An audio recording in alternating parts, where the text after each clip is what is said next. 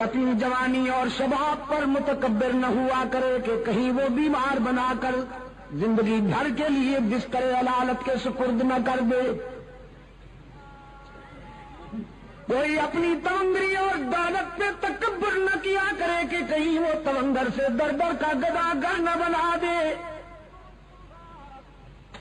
قرآن کہتا ہے مالک الملک تؤتی الملک من تشاء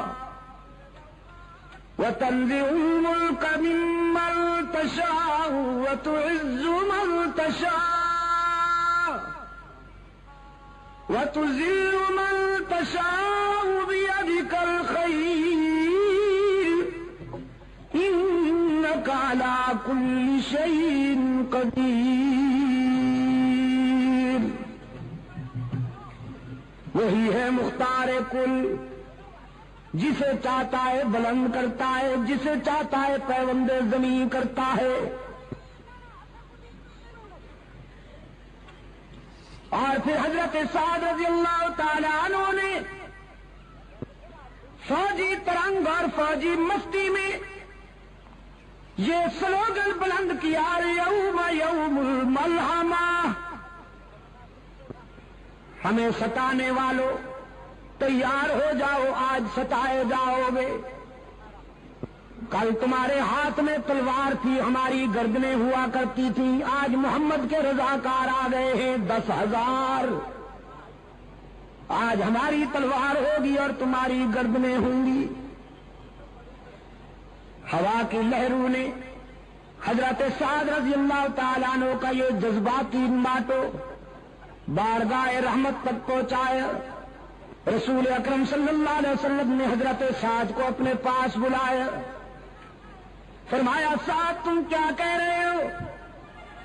عرض کیا اللہ کے رسول، میں اسلام کے دشمنوں کی حوصلہ شکنی کرتے ہوئے یہ کہہ رہا ہوں الیوم یوم الملحمہ، آج تصادم کا دن ہے، آج ٹکر کا دن ہے، آج انتقام اور بدلے کا دن ہے۔ رحمت للعالمین صلی اللہ علیہ وسلم کی آنکھوں میں رحمت کے موتی تیر آئے۔ حبیب کبریا صلی اللہ علیہ وسلم نے فرمایا سعد تم انتقام کا نعرہ بلند کرتے ہو، میری رحمت کو تکلیف ہوتی ہے، نعرہ تکبیر، میرے ضمیر پہ چوٹ لگتی ہے، تمہیں یہ نعرہ بلند کرنے کی اجازت نہیں۔ حضور نے تعذیباً وہ پرچم لے کر ایک اور رضاکار کے حوالے کر دیا۔ صحابہ کرام نے عرض کیا اللہ کے رسول، ہمیں تو ان سنگ دلوں کا وہ ماضی یاد ہے کہ جب انہوں نے بلال کو گرم ریت پر لٹا دیا، جب ان آدم خوروں نے سمیہ کو مکہ کے چوراہے پہ 2 لخت کر دیا، ہمیں تو ان آدم خوروں کی وہ زیادتیاں یاد ہیں۔ رحمت عالم صلی اللہ علیہ وسلم نے فرمایا مجھے بھی یاد ہے، میں اچھی طرح جانتا ہوں، یہ شہر مجھے جانتا ہے، میں اس کے در و دیوار سے مانوس ہوں، یہ وہی گلیاں ہیں جن میں میرے لیے کانٹے بچھائے جاتے تھے، یہ وہی شہر ہے جس کے نوجوان میری ہوٹنگ کے لیے جلوس نکالا کرتے تھے، یہ وہی باشندے ہیں جو میں مجھ پہ سنگ باری کر کے مجھے لہولہان کر دیا کرتے تھے، یہ وہی مکان ہیں جن کی چھتوں پر عورتیں کوڑا کرکٹ لے کے میری انتظار کیا کرتی تھی۔ لیکن تم جانتے نہیں کہ میں یہ سارے ظلم سہنے کا عادی ہوں، یہ ستانے کے عادی ہیں، ہم معاف کرنے کے عادی ہیں، ان کے دامن پتھروں سے بھرے ہوئے ہیں، ہمارا ظرف عفو و درگزر سے معمور۔ شاید تمہیں وہ یاد نہیں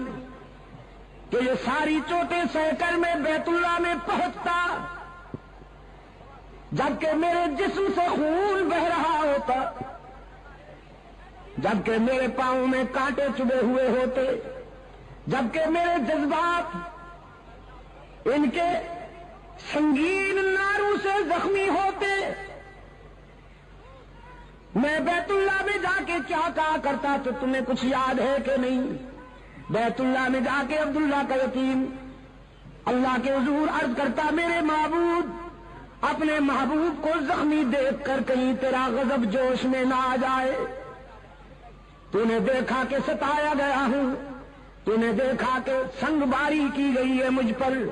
تو نے دیکھا کہ میرے جسم سے لہو ٹپک رہا ہے، تو نے دیکھا کہ مجھ پہ کوڑا پھینکا جا رہا ہے، تو نے دیکھا کہ میری کردار کشی کی مہم چلائی جا رہی ہے، سوشل بائیکاٹ کیا جا رہا ہے، لیکن میرے معبود میں تیرے در پہ اس لیے نہیں آیا کہ اپنے ستانے والوں کی ہلاکت و بربادی کی دعا کروں، میں تو تیرے در پہ اس لیے آیا ہوں کہ زندگی کے کسی مرحلے پر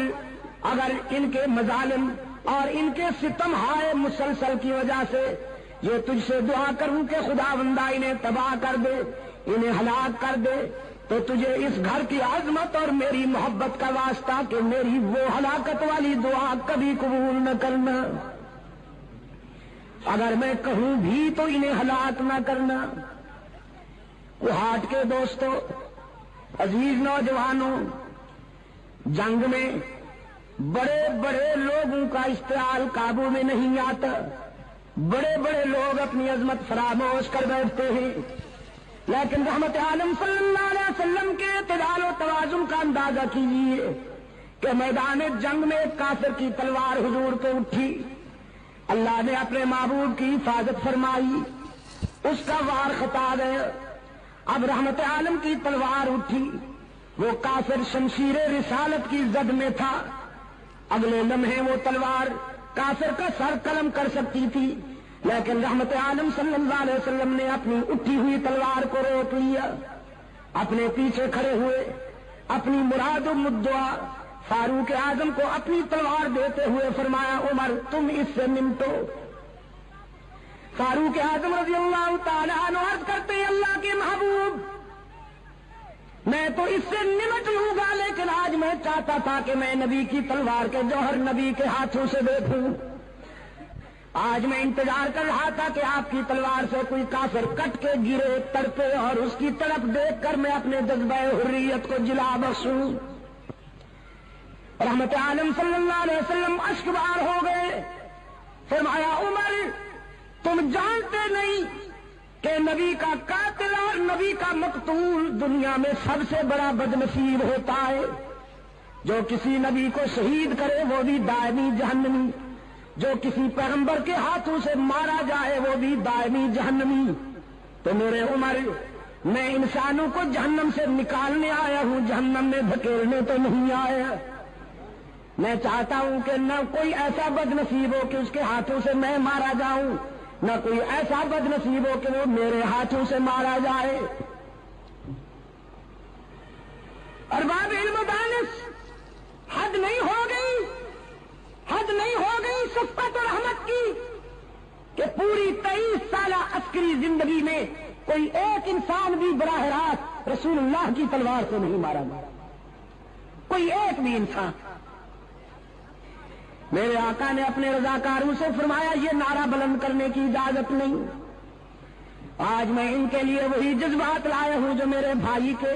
حضرت یوسف کے جذبات تھے کنویں میں ڈالنے والے مہربانوں کے لیے، آج میں بھی ان کے لیے وہی کہتا ہوں جو میرے بھائی یوسف نے کہا، لا تثریب علیکم اليوم، آج تمہیں تمہارے ماضی پر شرمندہ بھی نہیں کیا جائے گا، تو تم بھی جاؤ مکہ کی گلیوں میں جا کے، مکہ کے ہر دروازے پہ جا کے میرا پیغام پہنچاؤ، اليوم یوم المرحمہ، آج بدلے اور انتقام کا دن نہیں، آج عبداللہ کا یتیم تمہیں معاف کرنے کے لیے آیا ہے، آج آمنہ کا لال تمہیں دامن رحمت میں چھپانے کے لیے آیا ہے، ڈرتے کیوں ہو؟ تم نے اپنے دروازے بند کر لیے ہیں، شہر چھوڑ رہے ہو، تمہارے جسم پر لرزہ طاری ہے، ذرا باہر آ کے دیکھو، آج مکے میں فاتح بن کے آنے والا کوئی مادہ پرست شہنشاہ نہیں، آج فاتح بن کے آنے والا محبوب کبریا ہے، وہ انتقام کے جذبات نہیں لایا، وہ درگزر کے جذبات لایا ہے۔ رسول اکرم صلی اللہ علیہ وسلم نے اپنے غلاموں سے فرمایا جا کے بچوں سے کہہ دو ڈرنے کی ضرورت نہیں، محمد عربی تمہیں یتیم بنانے نہیں آیا، جا کے بیٹیوں سے کہہ دو میری بیٹیوں ڈرو نہیں، تمہاری آبرو پہ کوئی شبخون نہیں مارے گا، جا کے ماؤں سے کہہ دو تمہاری مانتا نہیں لوٹی جائے گی، جا کے بہنوں سے کہہ دو تمہارے سروں سے دوپٹے نہیں اتارے جائیں گے۔ رحمت عالم صلی اللہ علیہ وسلم دختر انسانیت کے سر سے دوپٹے اتارنے نہیں آیا، اترتے ہوئے دوپٹوں کو سنبھالنے کے لیے آیا ہے۔ کیوں کوہاٹ کے روشن ضمیروں،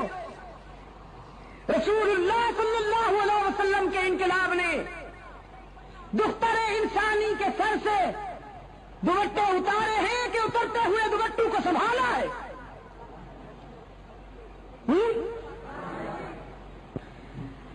اور دور حاضر کا مستشرق، جدید مفکر، اے کاش کہ اسے اتنا پانی ملتا کہ وہ ڈوب کے مر جاتا۔ جب وہ اسلام پر اعتراض کرتے ہوئے یہ کہتا ہے کہ اسلام نے تو میدان جہاد میں، میدان جنگ میں انسانوں کا خون بہایا، عورتوں کی بے حرمتی کی، لیکن وہ خود دیکھے کہ انہوں نے عورت کو کیا مقام دیا ہوا ہے۔ مغربی سوسائٹی کی عورت کھلونا بن کے رہ گئی ہے، اس کو عورت کہتے ہوئے بھی حیا آتی ہے، لیکن رحمت للعالمین صلی اللہ علیہ وسلم کے انقلاب نے عورت کو یہ مقام عطا فرمایا۔ حضور نے فرمایا عورت بیٹی ہوتی ہے، بہن ہوتی ہے، بیوی ہوتی ہے اور ماں ہوتی ہے، ڈانسر نہیں ہوتی۔ اور جب ڈانسر بن جاتی ہے تو وہ عورت نہیں رہتی، پھر غلاظت کا مجسمہ ہو جاتی ہے، پھر وہ بدبو کا ٹینک ہوتی ہے، دنیا کی بدترین شے بن جاتی ہے۔ یہ چار مقدس رشتے ہیں عورت کی فطرت میں، بیٹی، بہن، بیوی اور ماں۔ رحمت عالم صلی اللہ علیہ وسلم نے فرمایا عورت جب بیٹی ہوتی ہے تو اس کے سر پہ عفت کی چادر ہوتی ہے، عورت جب بہن ہوتی ہے تو اس کے سر پہ عصمت کا دوپٹہ ہوتا ہے، جب یہ بیوی ہوتی ہے تو اس کے جذبات میں وفا کی بلندیاں ہوتی ہیں، جب یہ ماں بنتی ہے تو اس کے قدموں میں جنت ملتی ہے۔ مشرق و مغرب کے مفکرین کی تعلیمات میں آپ کو اس مظلوم جنس کے لیے یہ احسان کہیں نہیں ملے گا، یہ معیار کہیں نہیں ملے گا۔ میرے عزیز دوستوں، انقلاب رحمت، رسول اللہ کے انقلاب رحمت نے دوپٹے سنبھالے ہیں۔ ایک مشرق کی بیٹی خود بھی مشرقہ بنت مشرق بارگاہ رسالت میں جنگی قیدی بن کے آتی ہے، حاتم طائی کی بیٹی تھی، اپنے دور کا بہت بڑا سخی گزرا ہے حاتم طائی۔ ایک مرتبہ شہید کربلا حضرت حسین رضی اللہ تعالی عنہ نے فرزند حاتم سے کہا جب وہ مسلمان ہو چکا تھا کہ میں نے سنا ہے تیرا باپ بہت سخی تھا۔ حاتم کا بیٹا کہنے لگا حسین واقعی سخی تھا، میرا احترام کر، میں بڑے سخی باپ کا بیٹا ہوں۔ حضرت حسین مسکرائے اور فرمانے لگے میرا بھی احترام کر، میں بڑے سخی نانے کا نواسا ہوں۔ حاتم کا بیٹا کہنے لگا حسین میرا باپ اتنا سخی تھا کہ اس کے گھر کے 10 دروازے تھے اور مانگنے والے کو ہر دروازے سے کچھ نہ کچھ مل جایا کرتا تھا۔ حضرت حسین رضی اللہ تعالیٰ عنہ فاتحانہ انداز میں مسکرائے اور فرمانے لگے تیرے باپ کے گھر میں دروازے تو 10 تھے لیکن تھے اتنے کمزور کہ سوالی کو ایک دروازے کے بعد دوسرے دروازے کی ضرورت پڑتی تھی، پھر تیسرے پہ جانا پڑتا تھا، پھر چوتھے، پانچویں، چھٹے، ساتویں، آٹھویں، 9ویں اور 10ویں دروازے کی ضرورت پڑتی تھی۔ میرے نانے کے در پہ جو سوالی جاتا میرے نانا تو اس کو ایک در پہ پہنچا دیتے اور وہ دروازہ اتنا مکمل بھرپور تھا کہ جس سوالی کو وہ در مل جاتا تھا پھر زندگی بھر کے لیے کسی دوسرے دروازے کی حاجت ہی نہیں رہا کرتی تھی۔ وہ در بڑا مکمل ہے اور وہ انسان بڑا خوش نصیب ہے جسے وہ در میسر آ جائے. اقبال اسی لیے کہتا ہے کہ وہی سجدہ ہے لائق اہتمام کہ ہے جس سے ہر سجدہ تجھ پر حرام. تو میں عرض کر رہا تھا کہ وہ بنت حاتم رسول اللہ صلی اللہ علیہ وسلم کی خدمت میں حاضر ہوتی ہے. اس کے سر پہ چادر نہیں, رسول اللہ